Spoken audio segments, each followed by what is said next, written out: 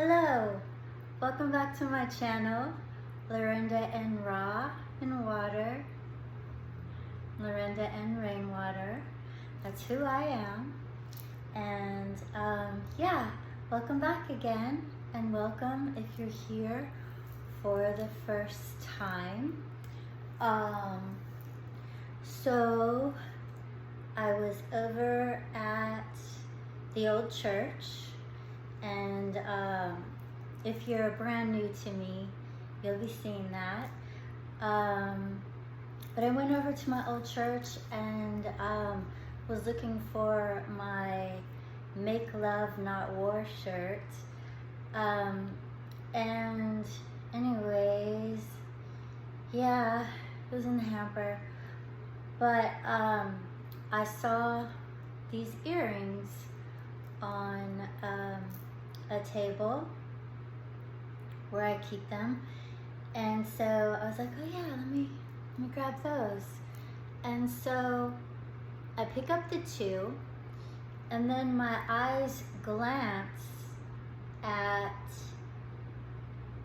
like, I see another one, like, poking out from under a candle holder, and I'm like, I just picked up two, didn't I? I thought I just picked up two. And I go and I reach it, and and then I look in my hands, and I did in fact have two of them. So my earrings made a baby. I have no idea what to call that, but I did not own two pairs of these earrings. Why would I buy two pairs of the same earring? I did not.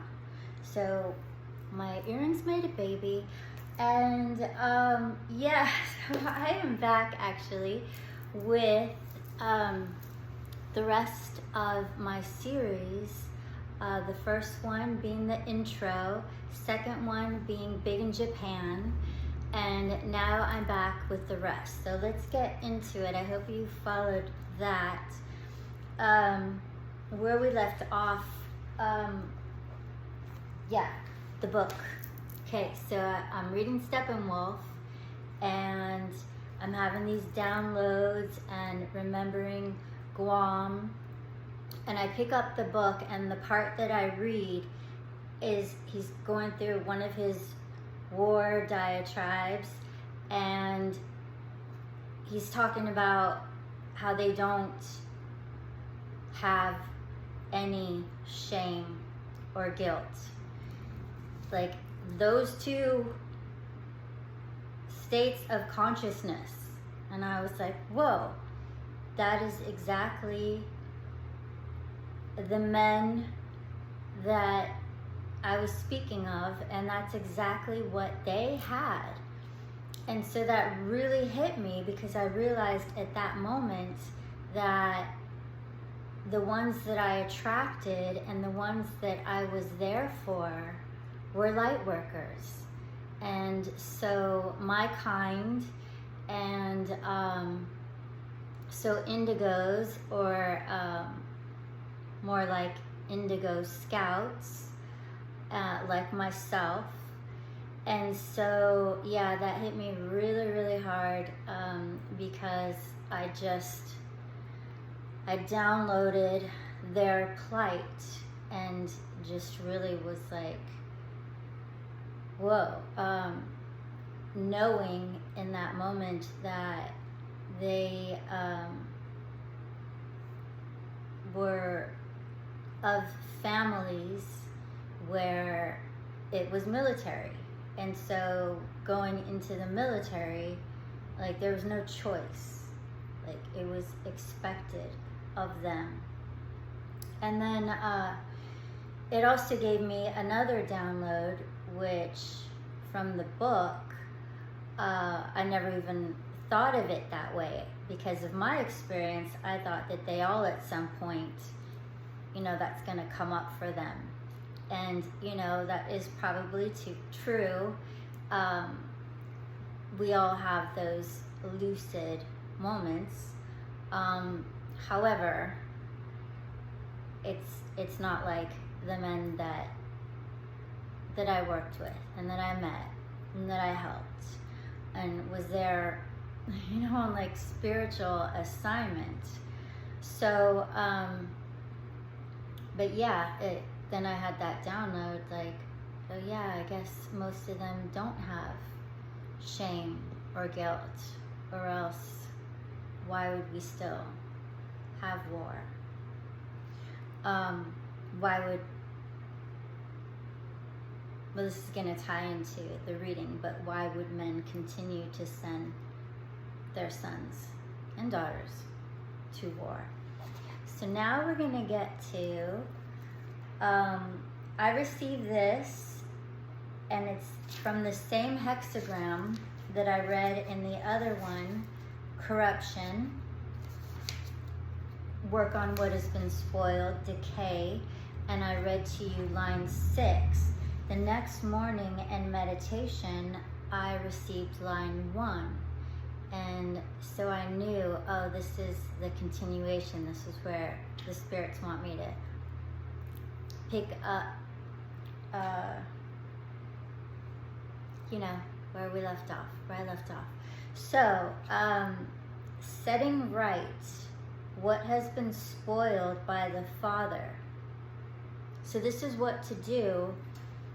This is in answer to the questions that they had regarding karma. So setting right what has been spoiled by the Father. If there is a son, no blame rests upon the departed father. Danger. In the end, good fortune. Wow, I'm just seeing that no blame rests upon the departed father. So yeah, you know, it's like we're not even just talking about this lifetime, right?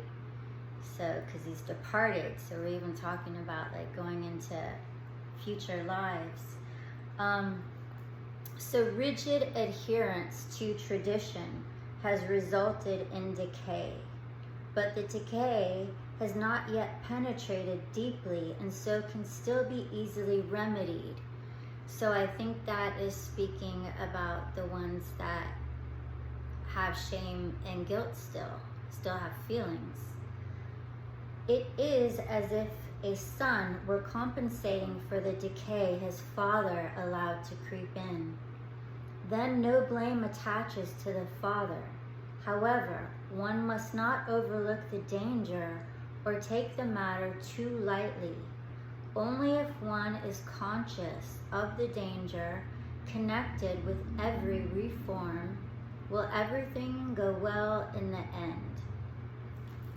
Okay, so I got nothing on that. You can use your intuition as well, and you can let me know if the comments are open.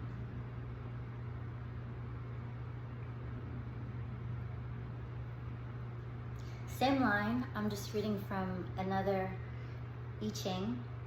So this one talks about, it's the Lover's I Ching, but we can apply it, you know, just being single. But this one says, managing the father's corruption. If there is a child, the predecessors are without fault. Completing this adversity opens the way. So that is like, okay, you don't send your son to war. Not only is your karma going to be cleared, but you also are going to clear your father and your grandfather, like your ancestral line, which is what the indigos are here to do. So this is cool. This is a danger with its roots in the past that haunts you both. And yeah, they were definitely haunted. If you manage this, the way will open. Take on the responsibility like a son or daughter who redeems their ancestors' sins. See it through to the end. Oh, that's what the other one was talking about. That, you know, I guess it's just like those that start a gym membership, you know, on the first of the year, and yeah, they're not still with their workout by the end of the year. So don't take it too lightly, like, you know, when those lucid moments go away, like you have to keep the focus, and we have to work on what has been spoiled by the forefathers. So, oh yeah, this one's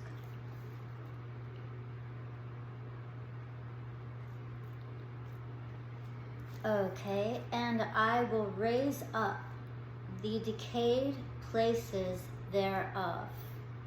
Isaiah 44:26.